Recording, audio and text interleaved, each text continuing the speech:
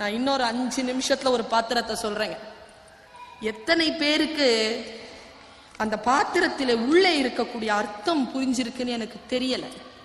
ஏன்னா கம்ப ராமாயணம் எல்லாம் நான் மதத்திற்காகவோ சாமிக்காகவோ படிக்கிறது இல்லைங்க. நான் வாழ்க்கைக்காக படிக்கிறேன். வாழ்க்கைக்காக. ஒவ்வொரு பாத்திரங்களும் நமக்கு வாழ்க்கைக்கு வழிகாட்டக்கூடிய பாத்திரங்கள். நான் வியந்து பார்க்கிற ஒரு பாத்திரம் எது தெரியுமா?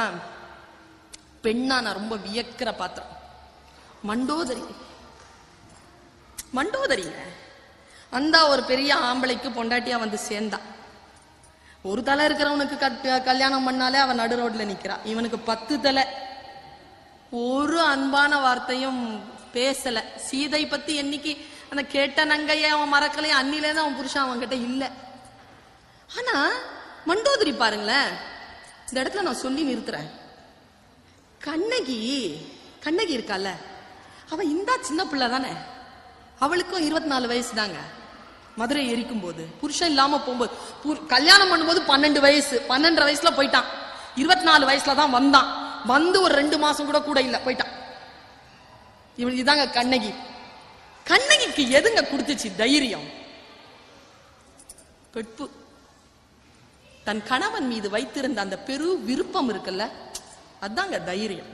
ஒரு பெண்ணிற்கான அடிப்படைங்க. நீங்க என்ன நினைக்கிறீங்க? கோவலனை கொன்றது எது? கோவலனுடைய தீவினையா, ஊழ்வினையா? கிடையாது. கோவலனை கொன்றது கோவலனின் தீவினை கிடையாது. கோவலனை கொன்றது கண்ணகியின் நேர்மை. ராவணனை கொன்றது ராவணனின் தீவினை கிடையாது. ராவணனை சாய்த்தது மண்டோதரியின் கற்பு. மண்டோதரி கற்பின் கனலையா அப்படி நிக்கிறாங்க. அவ அப்படி படுத்து நிக்கிறா. அனுமன் பார்த்தான், சீதை அப்படின்னு இறங்கிட்டான், லேண்ட் ஆயிட்டான். கீழே லேண்ட் ஆயிட்டான். இது சீதையா தான் இருக்கணும்னு. ஒரே ஒரு வித்தியாசத்துலதான் இவ சீத்தை இல்லைன்னு சொன்னா. என்னன்னா, இவ்வளவு நிம்மதியா தூங்கி இருக்க மாட்டான் சீத்தை. அதனால இவ சீத்தை இல்லை. மண்டோதரியை சீத்தை என்று நினைத்தான் அனுமன்.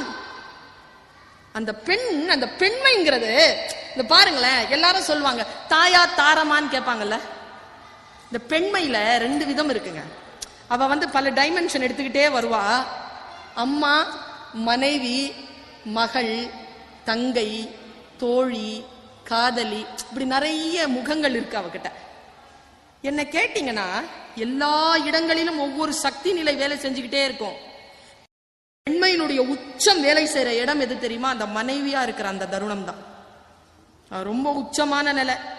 எங்க அம்மா கூட கேட்டாங்க, அம்மா தான் பெரியவ, என்ன மனைவி பெரியவங்கிற நீ? நான் சொன்னேன், இப்போ உங்க பையனுக்கு உடம்பு சரியில்லை, உங்க புருஷனுக்கு உடம்பு சரியில்லை, நீங்க யாரை பாப்பீங்கன்னு கேட்டேன். பையனுக்கு தான் கல்யாணம் ஆயிடுச்சே, அவன் பொண்டாட்டி பார்த்துப்பா, என் புருஷனுக்கு வேற யாருக்கா? நான் உங்க அப்பாவை தான் பார்ப்பேன் நாங்க அம்மா. அதான் உண்மை. தாலி கொடிக்காக 1000 தொப்புள் கொடிகளை தியாகம் செய்வாங்க பெண். அது பெண்மையினுடைய உச்சம். அது இந்திரஜித்தன் செத்து கிடக்குறான். அது ராமலிங்க அண்ணா எப்படி சொல்வாரு, நான் ருசிச்சு கேட்டிருக்கேன். இந்திரஜித்தன் செத்து கிடக்குறான். இந்திரஜித்தனை பாக்குறான் அந்த தாய். பார்த்து, ஐயோ மகனே அப்படியே விழுந்தாளாம். மேல எப்படி விழுந்தானா, ஒரு மலை இருந்தது, அந்த மலையில ஒரு மயில் மோதுற மாதிரி மோதி விழுந்தாளாம். கீழே விழுந்து, பையனை பத்தி தானே பாடணும், பையனை பத்தி சொல்லிட்டா. பாடிக்கிட்டே கடைசி எங்க தெரியுமா நிறுத்தினா, அரக்கர்த்தம் பறவையெல்லாம் வெஞ்சின மனிதர்க்குள்ள வெகுண்டதே மீண்டதில்லை. அஞ்சினேன் அஞ்சினேன் அச்சீதை எனும் அமுதால் செய்த நஞ்சினால் நாளை இலங்கை வேந்தன் இத்தகைய நன்றோன். அங்க கூட புருஷனை பத்தி தான் கவலைப்பட்டான். சரி, இப்ப புருஷன் விழுந்து கிடக்குறான். நான் இந்த செய்தியோட நான் இப்படி நிறுத்துறேன். அங்க கிடக்குறாங்க. அண்ணா சொல்லி கேட்கணும், அந்த இசை குரல் அவருக்கு ஆசீர்வதிக்கப்பட்ட குரல். அப்படி இசையா அவர் சொல்லும் பொழுது நான் நேரா போர்க்களத்துலதான் நிப்பேன். அப்படி கிடக்குறான். எவ்வளவு பெரிய உருவங்க அப்படி கிடக்குது. ஓடி மேல விழுந்தான். விழுந்து எப்படி விழுந்தான்னா, தரங்க நீர் வேலையில் தடித்து விழுந்தன. தரங்கம்னா மின்னல், கடல், நீர்வேல். அந்த நீர்ல தரங்கம்னா கடல். அப்படி நிக்கிற மாதிரி அந்த மின்னல் விழுந்த மாதிரி, கடல்ல மின்னல் விழுந்த மாதிரி விழுந்தாலாம். இப்ப பாருங்களேன், பையனோட மோதும் போது மலையில மயில் மோதுச்சு. மயில் வேறு மலை வேறு. புருஷன் கடல், மனைவி மின்னல்.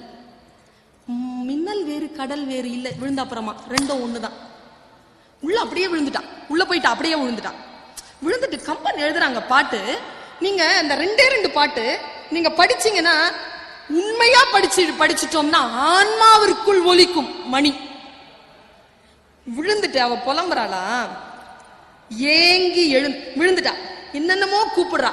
கூப்பிட்டு ஏங்கி எழுந்து அவன் பொன் தழைத்த பொறு மார்பினை தன் தழை கைகளால் தழுவி, தன்னுடைய தழை போன்ற கைகளை எடுத்து அப்படி தழுவி தழுவி தனி நின்று அழைத்து.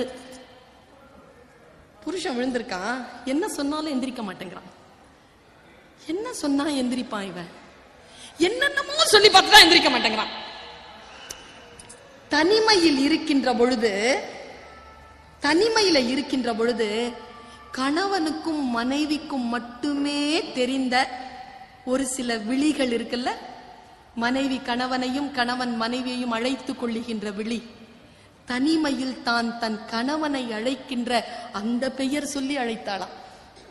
கீழே விழும்பொழுது தனி நின்று அழைத்து உயிர்த்தாள் உயிர் நீங்கினாள். அவ்வளவுதான். அந்த நிக்நேம கூப்பிட்டுட்டு செத்துட்டாங்க.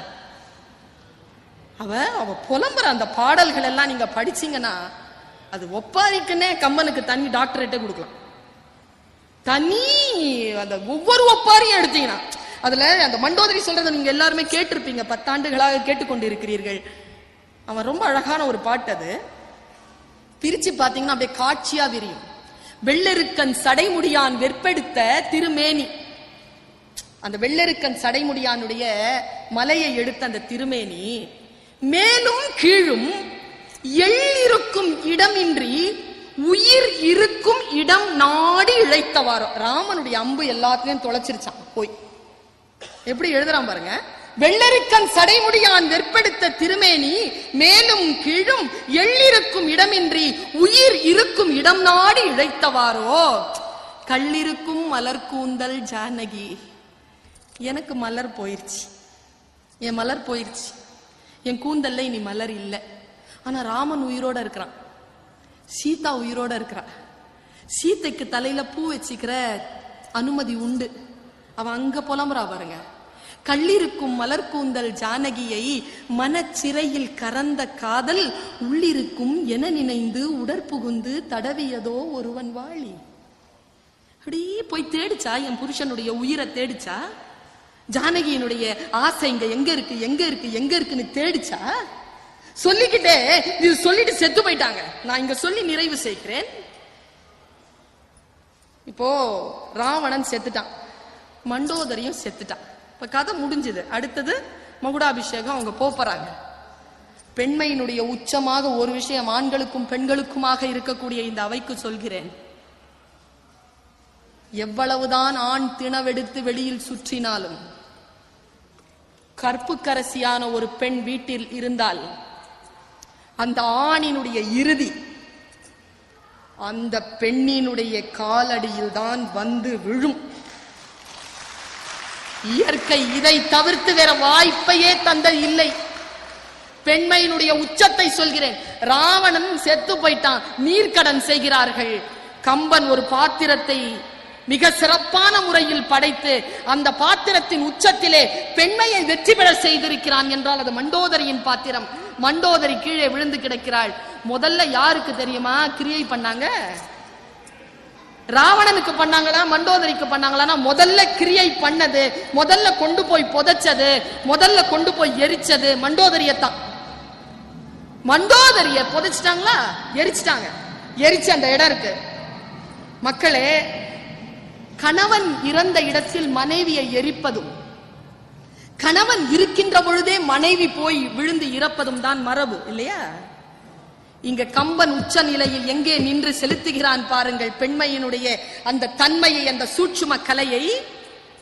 மயன் மகள் எங்கே அடங்கினாளோ மயன் மகள் அடங்கிய அந்த இடத்தில் அதற்கு மேலேதான் ராவணனை வைத்து புதைத்தார்கள், ராவணனை வைத்து அடக்கம் செய்தார்கள் என்ற நிலையில் இறுதியாக ஒரு ஆண் சாந்தம் அடையக்கூடிய ஒரு நிலையாக தான் மிக சரியான முறையில் கைப்பிடித்து இருக்கக்கூடிய அந்த மனைவியினுடைய ஆத்மாவோடுதான் என்று சொல்லி நிறைவு செய்கின்ற இந்த நிலையில் கம்பனில் பெண்மை என்கின்ற தலைப்பில் என்னையும் ஒரு பொருளாக மதித்து சில நிமிடங்கள் பேசுவதற்கு வாய்ப்பு தந்தமைக்கு நன்றி கூறி இடம் சாரி